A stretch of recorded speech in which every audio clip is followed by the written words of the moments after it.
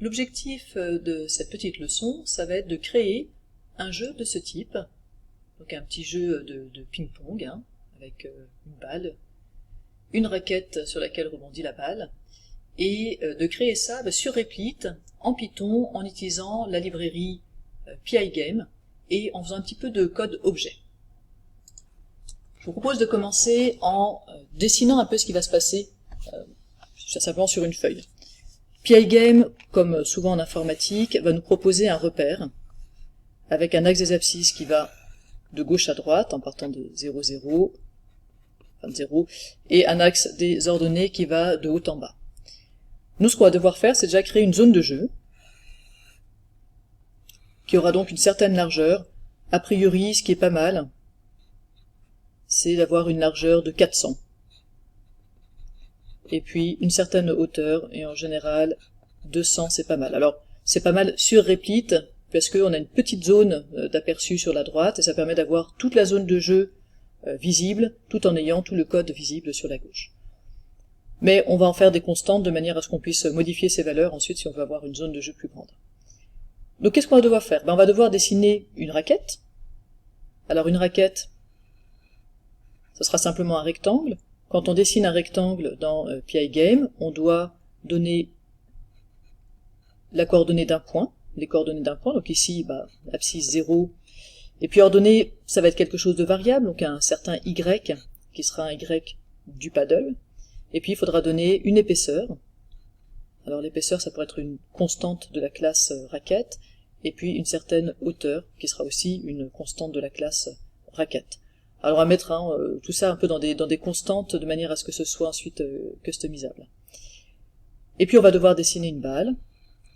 Alors notre balle, elle va être dessinée, il va falloir indiquer le centre évidemment de la balle. Là aussi, ce seront des variables, x et y, de la balle. On va faire de la programmation objet, donc il y aura le y du paddle et le x et y de la balle. Et moi je vous propose déjà de faire ça, et puis peut-être de réfléchir un peu aux objets dont on aura besoin. Alors on pourrait définir l'objet écran, mais d'ailleurs c'est ce qu'on va faire, l'objet zone de jeu. Mais ça on n'a pas besoin de créer nous l'objet. En revanche, ce qu'il va falloir qu'on crée, ce qui est propre à nous, c'est la raquette. Donc on aura un objet raquette. Et puis on peut réfléchir un peu aux attributs qu'il va devoir avoir. Il va devoir avoir des attributs de la classe, donc des attributs qui sont constants quelle que soit la raquette qu'on crée, en imaginant qu'on crée une autre raquette par exemple de l'autre côté quand on améliorera notre jeu, eh bien ces raquettes elles devront avoir la même épaisseur et la même hauteur. Et puis il y a des variables qui sont des variables des instances. Évidemment le y qui dépend, si on fait une deuxième raquette de l'autre côté, eh bien elle n'aura pas le même y. Donc on va mettre en majuscule les variables qui sont des constantes de la classe, et puis en minuscule les variables qui sont des variables liées à l'instance de notre objet. Donc on a un y, et puis comme fonctionnalité, eh bien, on va faire une fonction draw, qui va dessiner simplement la raquette, et qui la dessinera au bon endroit en fonction de où on met la souris. Deuxième objet qu'on va avoir, on va avoir un objet balle. Alors en général, hein, on programme en anglais, c'est plus simple après à maintenir, parce que si on trouve des exemples aussi de code, tout est toujours écrit partout en anglais. Donc je garde cette convention d'écrire tout en anglais. Nos objets de type balle, eh bien ils auront, c'est vrai qu'on n'a pas précisé qu'il faudrait qu'ils aient un rayon.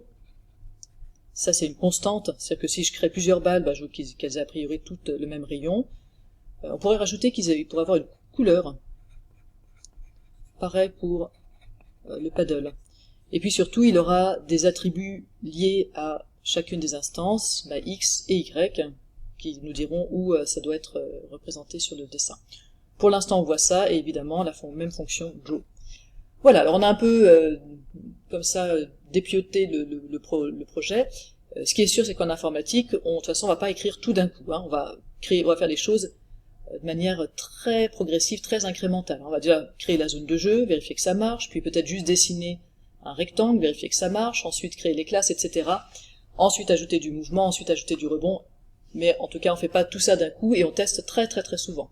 C'est vraiment le principe en informatique, un peu premier quand on programme, c'est de faire incrémental. Je vous propose de vous rendre sur Replit, de créer un nouveau projet. Et alors, pour que la librairie PyGame soit chargée, il faut créer un projet de type PyGame.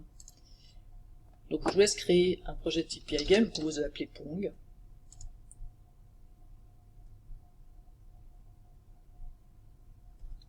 Et assez naturellement, on a dit qu'on allait commencer par essayer de créer simplement la zone de jeu. Alors pour ça, déjà il faut que j'importe la librairie PyGame.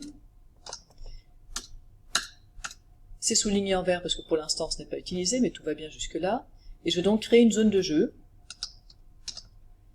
que je vais appeler zone, et qui sera créée en utilisant cette instruction. Alors évidemment, il faut vraiment se reporter à l'aide de PyGame, surtout pour le début, pour comment est-ce qu'on initialise, comment est-ce qu'on fait simplement justement cette zone de jeu. Ça, il faut le savoir. Donc là, on le fait ensemble. Je vous propose, c'est de taper en même temps que moi pygame.display.set_mode, et là, on donne en paramètre une size. Une size, ça va être un couple de deux nombres. Donc on a dit qu'on pouvait mettre 400, 200, mais que ce serait plus joli de créer, sans doute, une constante, de manière à éventuellement pouvoir modifier ça.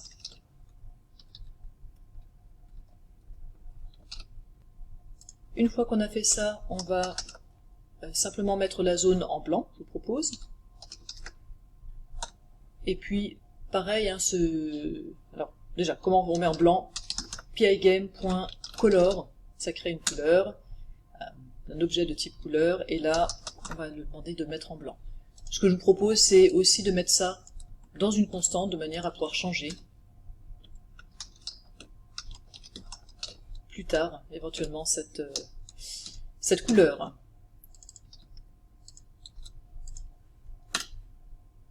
Alors on y va, on lance ça, on va voir ce qui se passe. Notez que le premier lancement peut être un peu long, parce qu'il charge les bibliothèques. Alors je vais le relancer là avec vous.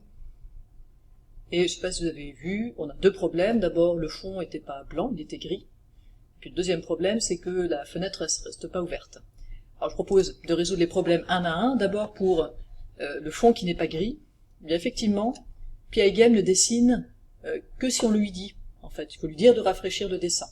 Donc ça se fait en disant pygame.display.flip. Alors testons déjà avec ça. Ce n'est pas blanc.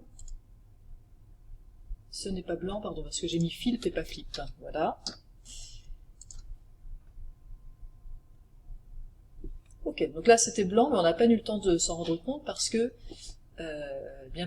ça reste pas ouvert. Donc ce qu'on va faire, c'est que ce rafraîchissement, on va le mettre dans une boucle infinie, de manière à pouvoir laisser notre fenêtre ouverte. Ok, donc on a bien maintenant une fenêtre avec fond blanc. Fermons-la. Ah, ça ferme pas. Alors on va rajouter une petite chose encore dans notre boucle infinie, c'est que si jamais on constate un événement de type j'ai cliqué sur la croix, eh bien on ferme tout. Voilà. Pour faire ça, ce qu'on va faire, c'est qu'on va créer un événement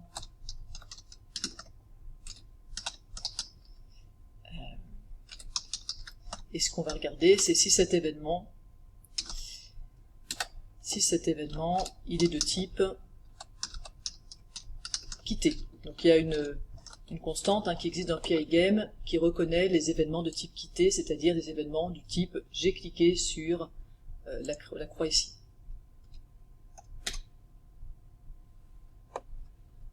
Je vais rajouter mon deuxième égal. Et puis qu'est-ce qu'on va lui dire? Si il voit qu'on a cliqué sur la croix, eh bien quittons PyGame. Il y a une méthode quit. Et puis tant qu'à faire, sortons de la boucle infinie. Hop, et on relance.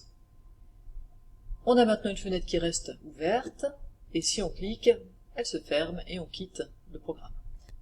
Maintenant, on va dessiner un rectangle ici, qui sera notre raquette, notre paddle. Et ce que je propose, c'est d'abord de le faire en dehors d'une classe, juste pour comprendre comment on dessine avec PyGame. Donc on va faire PyGame .draw, et là on peut choisir la forme qu'on veut dessiner. Nous on veut dessiner un rectangle, ça s'appelait rect. Et puis c'est assez agréable avec voilà, avec repeat. Vous pouvez utiliser la souris si jamais vous n'avez pas le haut de LED, puisqu'on va vous dire au fur et à mesure les arguments qui sont attendus pour cette fonction rect. Donc il nous faut d'abord une surface. Une surface, c'est la zone sur laquelle on va dessiner, donc c'est la fameuse zone qu'on a créée. Ensuite, il nous faut une couleur. Alors, ok, je sais plus ce qu'on avait dit, on va dire qu'on fait notre raquette en rouge. Ensuite, il nous faut un rectangle. Alors un rectangle, c'est un objet. Donc on va créer l'objet rectangle, et le constructeur de l'objet rectangle, vous voyez qu'il y a plusieurs constructeurs possibles. Moi, je propose de prendre le premier, qui nous demande donc left top, donc la coordonnée en haut à gauche, et ensuite la largeur et la hauteur. Donc on va faire ça, on sait qu'on part de 0.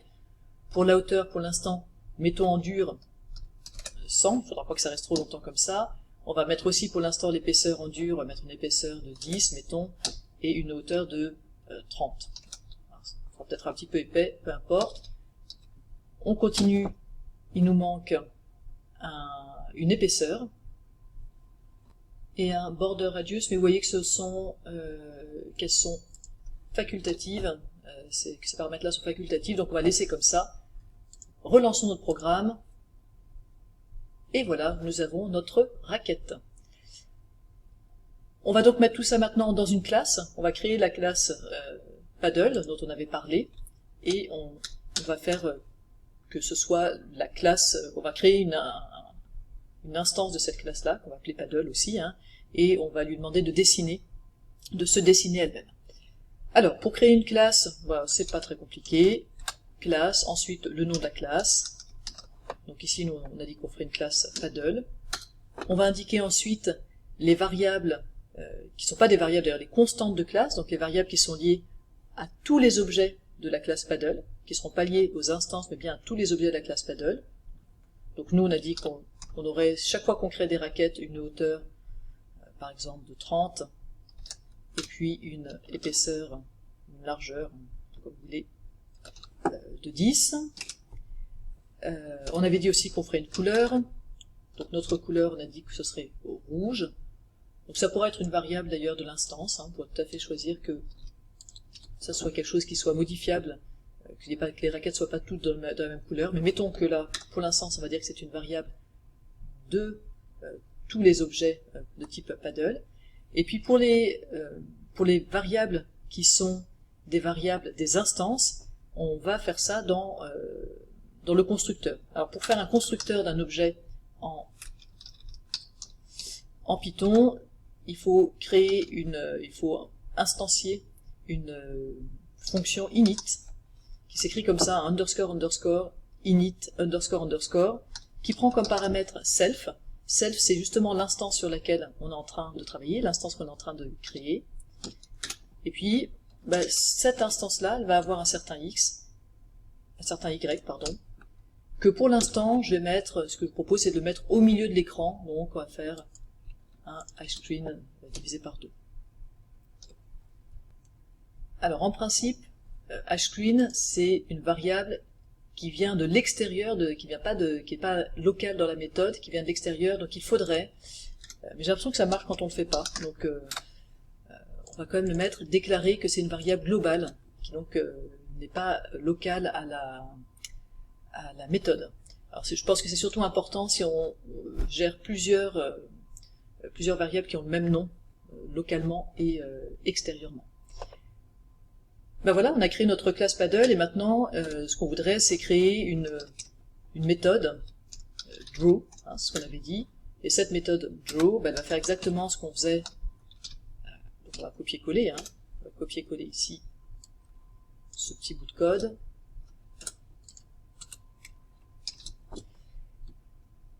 On va donc créer dans la zone, alors là il faut aussi dire que la zone, c'est une variable globale. On va créer dans la zone, avec la couleur, la couleur, on va prendre la couleur.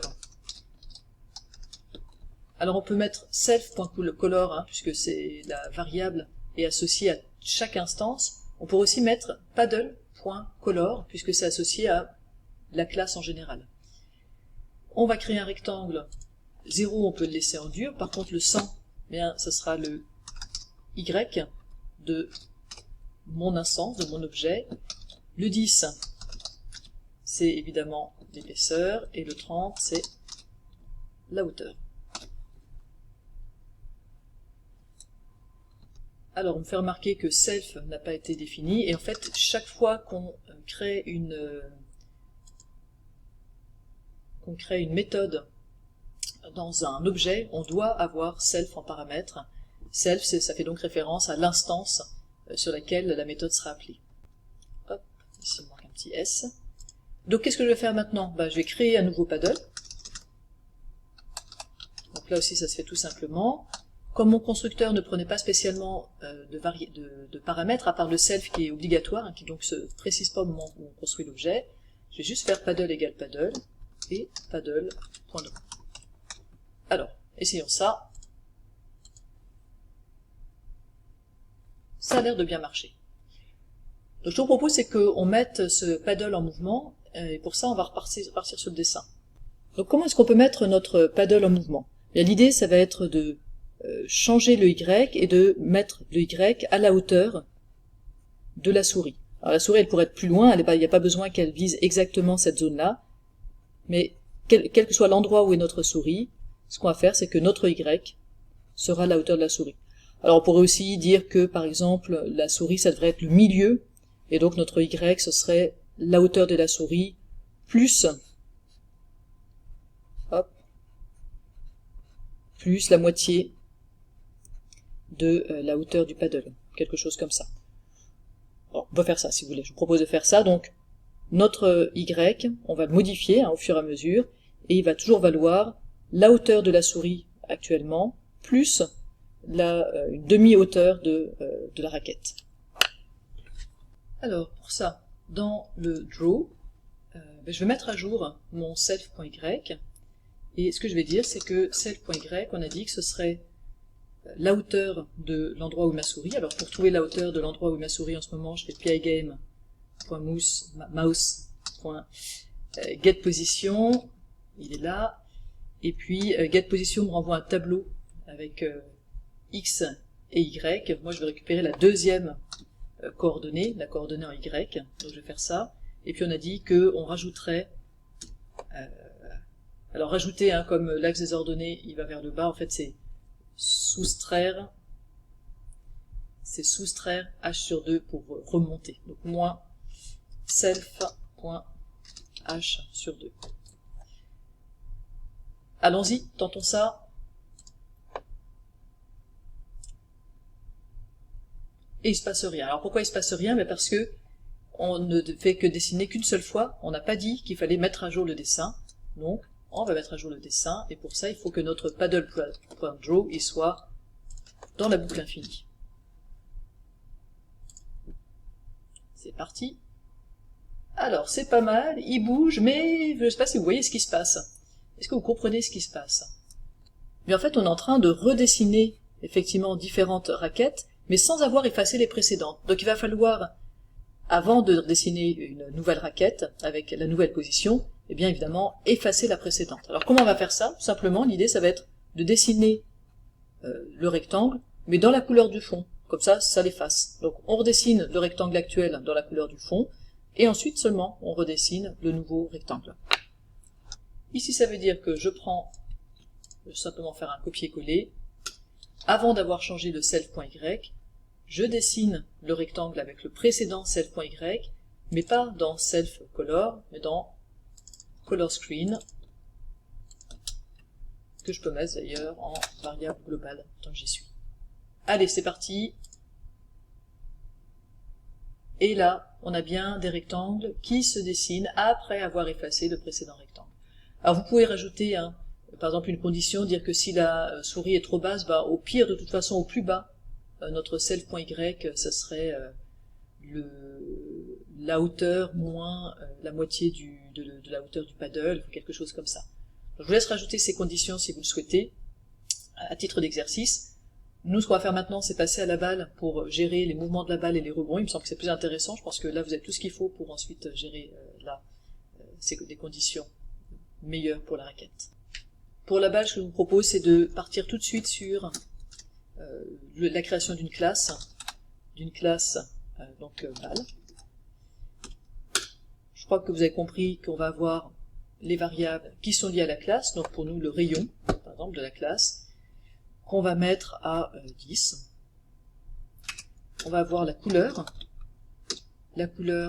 alors je sais plus trop non plus ce qu'on avait dit au départ, mais je vous propose de la mettre par exemple en vert. On pourra de toute façon évidemment changer ça. Et puis c'est tout en fait pour les variables ou les constantes de la classe. Le reste, ça va être des variables qui dépendent de la balle qu'on est en train de faire, donc de l'instance. Et donc je vais devoir faire un constructeur, et dans ce constructeur définir les paramètres qui sont liés à mon instance, donc il y a un x, et je propose de partir au milieu de l'écran, donc on va faire hScreen divisé par 2, et pour y, on va partir de hScreen divisé par 2. Et puis on va faire la méthode draw. Alors une méthode draw qui prend forcément un paramètre self, a priori pas d'autres paramètres nécessaires pour l'instant.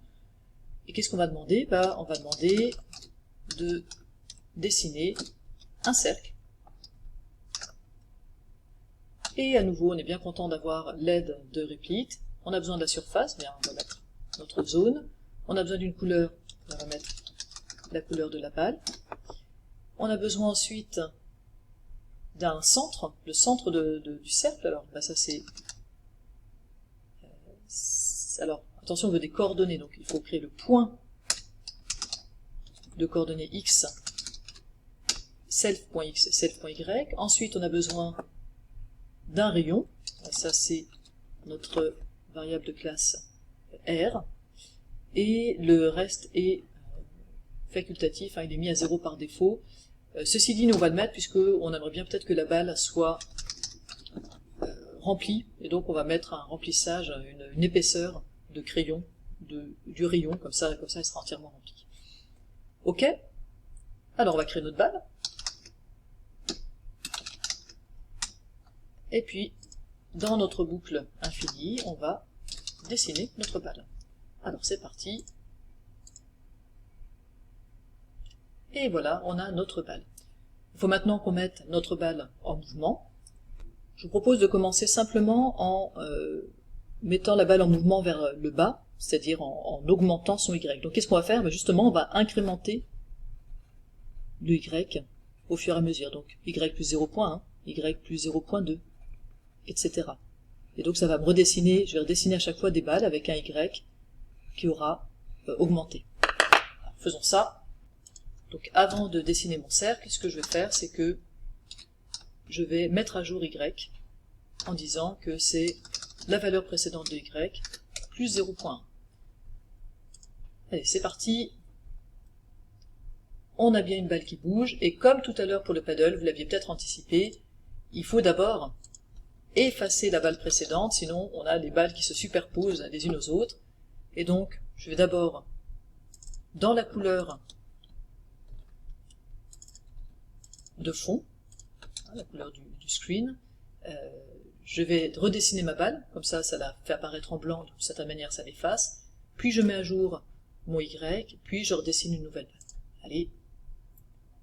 Ok, ça commence à être pas mal. Il faut maintenant qu'on gère le rebond. Pour gérer le rebond, ce qu'on va dire, c'est que quand notre balle arrive ici, c'est-à-dire quand notre Y arrive à L moins le rayon, en gros, alors c'est L de l'écran et le rayon de la balle, vous pouvez d'ailleurs donner des noms plus explicites que L et R à vos variables, si vous voulez pas vous mélanger les pinceaux.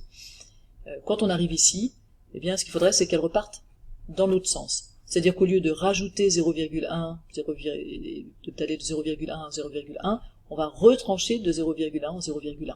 Alors, faisons ça. Donc ce qu'on va dire, c'est que si notre Y, il est plus grand ou égal à la hauteur du screen moins le rayon, donc ça veut dire il est en train d'arriver en bas. Bien dans ce cas-là, le self.y, ça se mettra à être self.y moins 0,1. Dans le cas contraire,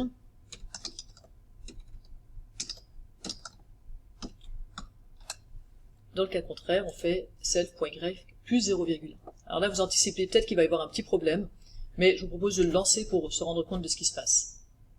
Alors oui, ça s'arrête et ça rebondit, hein, mais vous voyez que ça rebondit puis ça repart tout de suite.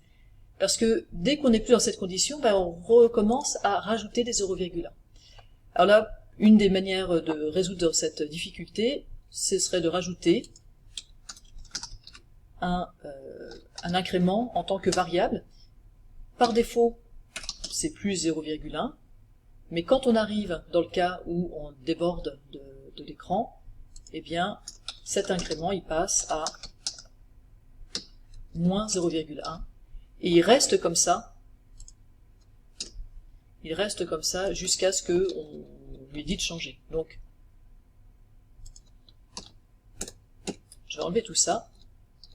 Donc, si y dépasse, eh bien mon incrément il devient de moins 0,1, et dans tous les cas, je vais faire pour y, l'ancien y plus mon incrément, qui sera par défaut plus 0,1, mais une fois que j'ai rebondi, ça devient moins 0,1. Alors, ça devrait marcher. Ok, ça rebondit. Alors on a le même problème en haut, je vous laisse compléter pour que ça rebondisse quand on arrive en haut.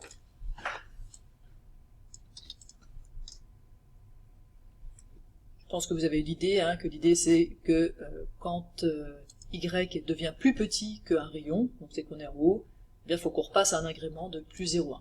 Alors on vérifie que ça marche, et oui, on a bien une balle qui rebondit. Alors évidemment, on va rajouter maintenant la possibilité aussi de se déplacer de gauche à droite. Donc pour ça, on va faire aussi une incrémentation de type x, donc un move x, qu'on va mettre par défaut à 0,1, ce qui veut dire que la balle elle partira d'abord vers la droite, et donc d'abord vers le bas à droite. Et ce qu'on va dire, c'est que on incrémente x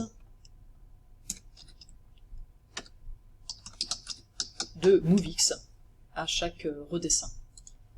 Et donc là, on a une balle qui va dans tous les sens. Et évidemment, on va devoir rajouter un rebond sur ce bord-là. Je vous laisse le faire à titre d'exercice. Ça veut dire que je vous encourage à mettre pause et à écrire la condition avant de regarder la suite. Je pense que vous avez dû rajouter si mon x est plus grand que la largeur de l'écran moins le rayon, donc c'est-à-dire qu'on est proche à moins d'un rayon du bord, eh bien il faut que le move x passe en négatif. Alors là on a quasiment tout ce qu'il faut. Donc on est vraiment plus loin maintenant d'avoir terminé, il nous faut rajouter le rebond. Donc là aussi on va rajouter une condition, je vous propose de faire ça sur la balle, que si elle arrive tout près, donc si elle arrive tout près de 0, d'une abscisse égale à 0, eh bien on regarde si elle est dans les Y du paddle. Si oui, bah c'est bon, sinon ça va pas. Donc pour ça, on va donc, alors je disais, je mets toujours des parenthèses sur les if par habitude d'autres langages. J'en ai effectivement pas besoin. Donc si mon x, il devient trop petit, il devient plus petit que un rayon, ça veut dire qu'on est trop près du bord et que là il faut aller regarder. Soit mon y, eh bien il est entre un y paddle 2 et un y paddle 1 qu'il va falloir donner en paramètres.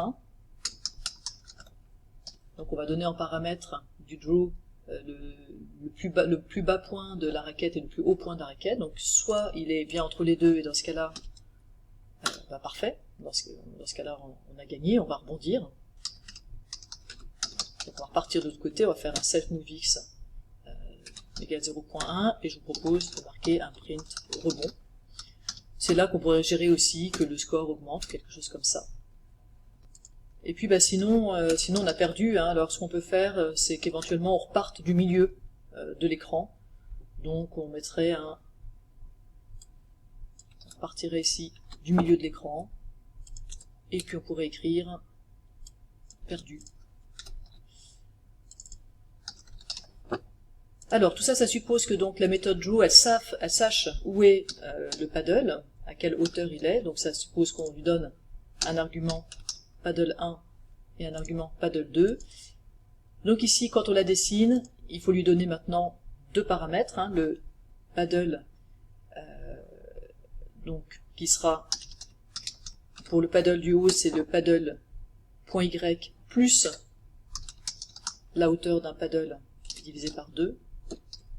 Et pour le bas de la raquette, il sera en le y du paddle moins la hauteur divisé par 2. Alors on essaye ça. Il y a potentiellement beaucoup d'erreurs, hein, parce qu'on a écrit pas mal de choses ici. On va voir ce que ça donne. Alors déjà pour l'instant ça tourne. Donc perdu. Alors il faudrait juste que j'arrive à aller assez vite pour jouer. Ce que je me propose, comme j'arrive pas à aller assez vite, c'est une difficulté de PI Game, c'est que ça va pas très vite. Ce que je vous propose, c'est ici de, par exemple, agrandir la raquette. On va la mettre de taille 60, comme ça je devrais réussir à attraper la balle. Alors je lance le programme. Et il me dit que j'ai perdu. Alors je crois que j'ai inversé paddle 1 et paddle 2. Il faut lui donner d'abord donc le plus petit et ensuite le plus grand, donc moins et plus, et avec un peu de chance, ça devrait ici marcher. Voilà, rebond. Donc on pourrait ici avoir par exemple une variable score qui augmente. On pourrait aussi imaginer que chaque fois qu'il y a un rebond, la balle prend de la vitesse, hein, au lieu d'avoir ce 0,1 comme mouvement, on pourrait avoir quelque chose de variable et qui dépende du score. Et puis voilà, si j'attrape pas la balle, j'ai bien perdu et elle repart bien du centre de ma zone. C'est tout pour cette petite activité, donc n'hésitez pas à l'améliorer, donc à nouveau gérer les scores, gérer la vitesse de la balle, éventuellement rajouter un deuxième joueur. Donc ce sera pas évident à gérer avec une seule souris, mais voilà, c'est fait partie des choses qui sont possibles. Bon travail!